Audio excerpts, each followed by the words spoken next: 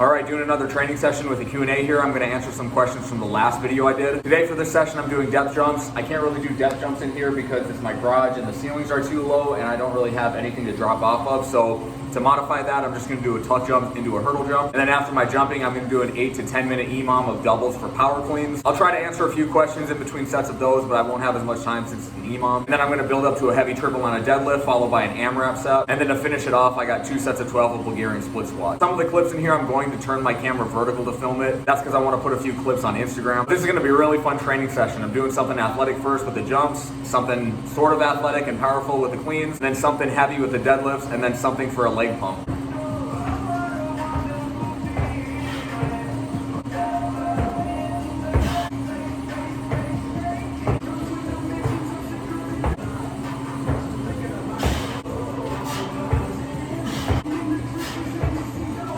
Alright, so one question I got is what tips or advice do you have for training to do a full Nordic hamstring curl? I really don't have any tips, you just got to do the exercise a lot. When it comes to frequency, I'd probably do it 2 to 3 times a week. It's pretty common for a lot of people to train that exercise by just doing the slow eccentric portion of it. But if you want to be able to curl yourself up, I think you should probably add that in too. And I think the best way to start adding that aspect of the lift into it is just do a little explosive push-ups. Give yourself a little bit of a boost and some momentum on the way up. And over time, give yourself less and less assistance. If you do train that with intent 3 times per week, I don't think it will take more than a month for you to start doing a full rep.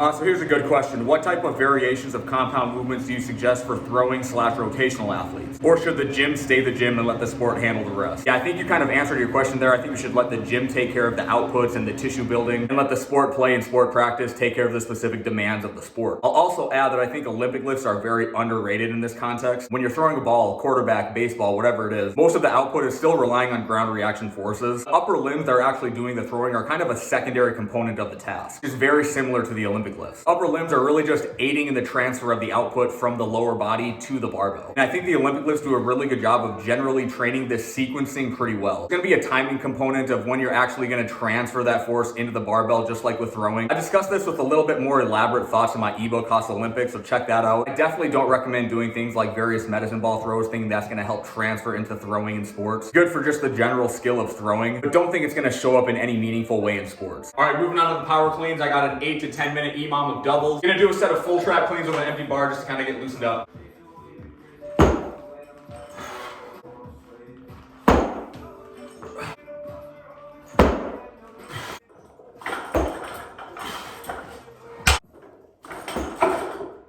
All right, about to start this EMOM. Got 140 kilos on the bar. Let's see if I can go up with each set.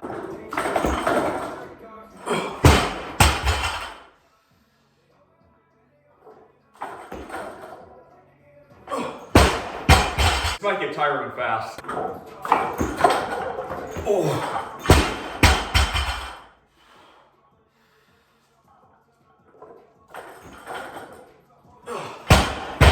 Horrible first rep. One question I got is why don't I like to pair things up, like do supersets? I do sometimes, but only on upper body days. I only have so much mental energy and mental effort to put into an exercise. So when I'm doing something, I want to put all my effort into that thing. I never want to put forth extra effort doing some sort of like mobility drill or just like another strength training exercise. Gotta give credit to either Mark, Andrew, or Lock and Reed Workhorse Training. If you don't follow them on Instagram. One of them first gave me the idea that it's good to pair upper body strength exercises with jumps. Neither of them interfere with one another at all.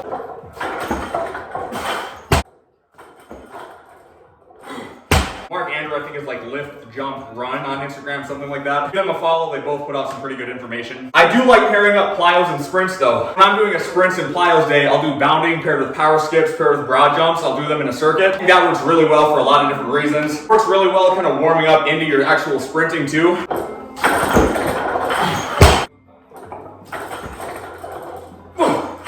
I'm gonna go to 145.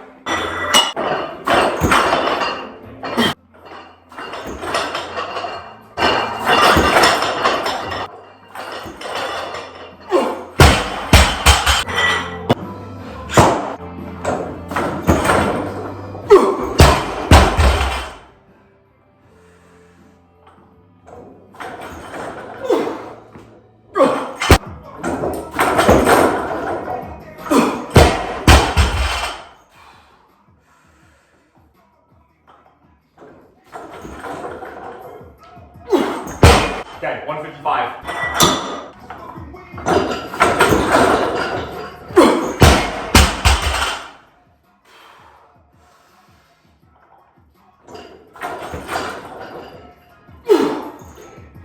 Not to make excuses, but I think if I was on a wooden platform, I could hit 160 to 165. Feet just get stuck in here.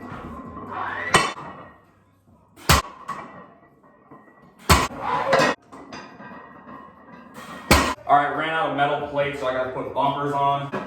Here's 585, I'll do a triple here.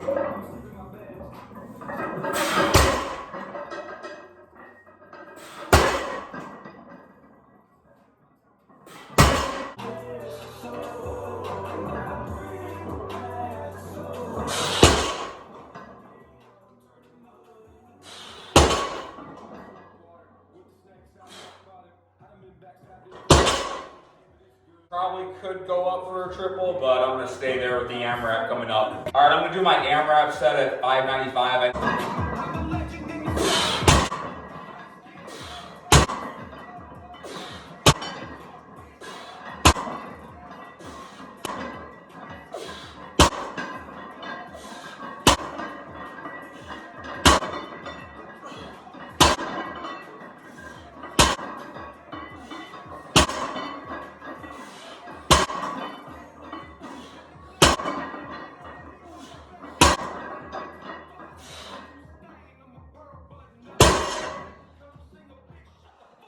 So my last thing is 2 sets of 12 of Bulgarian split squats. I'm just gonna hold dumbbells, 85-pound dumbbells. And again, I have no idea if that's gonna feel heavy or light. That's part of the reason I don't do a ton of single leg work, is that the weight I'm using is almost always gonna be a total guessing game. Now, obviously, the more I do it, the more in tune I become with my body and the more I know like what a good weight is. It's just so much easier for the barbell two-legged exercises. Don't really feel like relearning a ton of that for my single leg work. Not that I have anything against unilateral exercises, I just don't really find them that enjoyable. You can't go as heavy, but I'm probably only gonna show one set of this because it's kind of boring, so enjoy.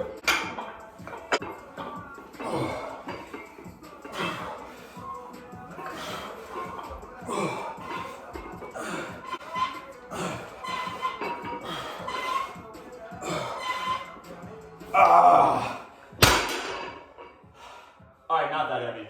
Good pump set for my legs. Good way to finish a weekend. All right, thanks for watching, guys. I appreciate it. That took me about 65 minutes to 67 minutes to complete. And I got one question for you guys. What's some good music that I should play while lifting? When you guys watch my videos, you probably hear like the same music over and over. It's pretty much just Jelly Roll, Upchurch, Hardy, and NF. Those are my favorite artists to listen to. Really don't listen to much else. A little bit other rap, some Morgan Wallen, some Bailey Zimmerman, but that's kind of it. This whole training session, I had the music down a little bit, but I was listening to Upchurch the whole time. If you got any suggestions, let me know. I'll check some of it out. But thanks for tuning into the video, guys. That's all I got for today. See you next time.